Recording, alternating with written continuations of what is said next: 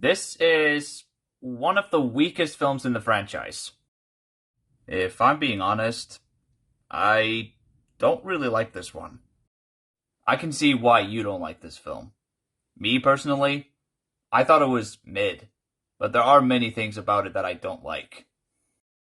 Okay, so this movie takes place 2 years after the first movie, and the Autobots are now working for the government to take down remaining Decepticons who attempt to destroy life on Earth. Meanwhile, Sam is now going to college, which, I'll be honest, all of the college scenes is probably the most boring part of the movie. Yeah, I'm sure it wouldn't hurt if they just cut some of the college parts out of the movie, especially the ones involving that Decepticon who can transform into a girl. Like, whose idea was that? Yeah, that was just weird. And I thought Transformers can only transform into machines, not human beings. Even if it is a thing, I feel like they could have done a lot better with that than what we have here. Or just don't do it at all. It's a ridiculous concept anyway.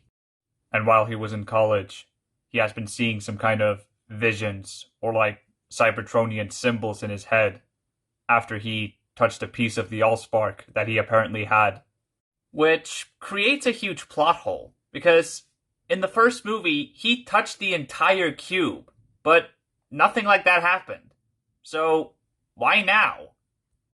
That is a good question. That didn't make any sense. Come to think of it, this movie has quite a lot of plot holes. We'll get to that later on. Now, when it comes to the Autobots, returning from the first movie are Optimus Prime, Bumblebee, Ironhide, and Ratchet. Jazz did not return because he died in the first movie, which is another bad quality I have with it. But we also got some new Autobots introduced, which include Sideswipe, RC, Chromia, Elita 1, Jolt, Mudflap, Skits, and then we see Jetfire later on.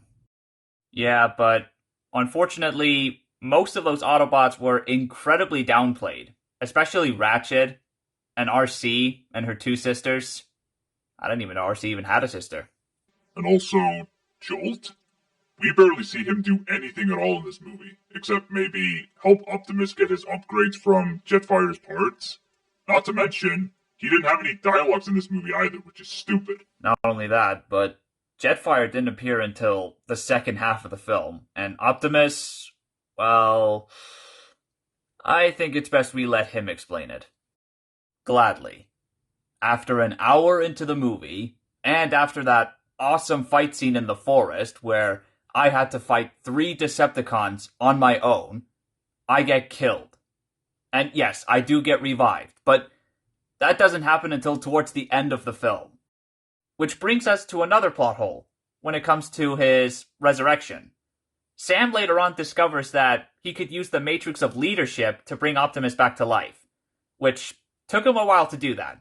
But the thing is, he could have brought him back from the very beginning, because he had a piece of the Allspark that gave him these visions. So they could have went right back to Optimus, right after Megatron and Starscream left the scene, and then used that piece to bring him back. Why can't they just do that? Yeah, I'm pretty sure Sam knows what the Allspark could do. I mean, he has seen it before. He can't be that stupid. Well, apparently he is.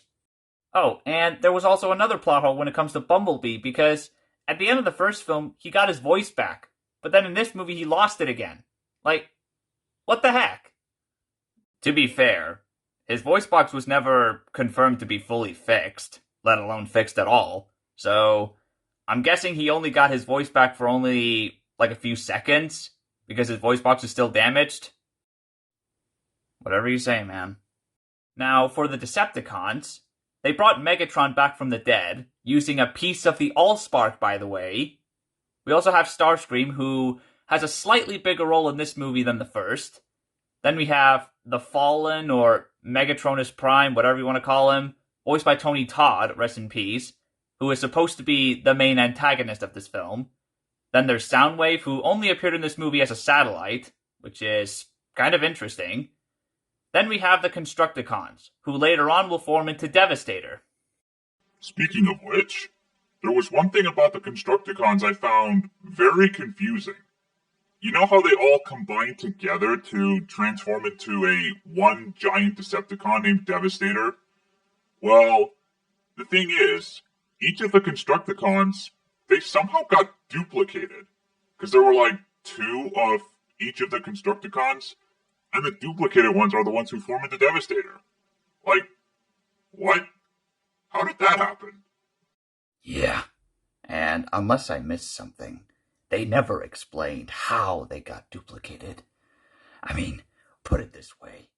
2 Constructicons were killed before Devastator was formed, and 3 or 4 Constructicons were killed while Devastator was already formed. Yeah, someone may need to explain this to us, because I don't think we ever discovered a Cybertronian relic or something that can duplicate us. And also, when it comes to the Fallen himself, despite the amazing voice performance from Tony Todd, rest in peace, we barely see him at all in this movie. He barely did anything, which is stupid because he is the title character of this movie. Yeah, if anything, this movie should have been called Revenge of Megatron, because it seemed like he was doing most of the revenge stuff. Not to mention, the Fallen's final fight with Optimus Prime was very disappointing, because it was way too short and way too easy. Yes, and honestly, Megatron is probably the best part of this movie, especially in terms of Decepticons. Also, when it comes to the human characters, apart from Captain Lennox and Epps, and maybe Simmons, played by John Turturro, I did not like any of the human characters in this movie. Like, I did not like Sam, I definitely did not like Michaela, and I especially don't like this new character, Leo. You know, Sam's new roommate in college. He was incredibly annoying. I know, right? Like, this guy is such a crybaby. And it got super annoying to the point where I want to use some kind of spell that can shut him up. And also, Sam's parents, they were probably as annoying, if not even more annoying, than they were in the first film. Like I said, we don't need to talk about them. There's also something about this movie which I don't understand why they included. I don't know if it was Michael Bay's idea. It probably was. At this point, I'm not surprised that it was. This movie has a lot of inappropriate jokes, as well as moments that are more suitable for an R-rated film. Like, why would you add those in a Transformers movie? I think it's best that we don't talk about it, but if there's one example I could name without saying it, it's when it comes to Devastator. There's one design flaw with the character, and that's where they place the wrecking balls. Emphasis on, you know. Yeah. And not only that, but they also added some offensive jokes as well. Mainly coming from these Autobot comic reliefs, Skits and Mudflap, who, by the way, those characters are very obnoxious. Yeah, they truly are. But luckily, however, Tom Kenny, who did the voice of Skits, he also did the voice of Wheelie in this film, who, in my opinion, is a better comic relief. But overall, the good qualities I can say about this film are the voice cast do a good job in their roles, the visuals and the CGI were amazing, the music by Steve Jablonsky was amazing, and the action sequences, they were pretty cool, for the most part anyways. But other than those, this movie is not really my cup of tea. I guess the best way to describe this movie is, it wasn't terrible, but it was very unwatchable. Anyways, I think that'll be it for the review. I'm gonna rate this film a 5 out of 10. And guys, stay tuned for our review for Transformers Dark of the Moon, which in my opinion is the best out of Michael Bay's Transformers movies.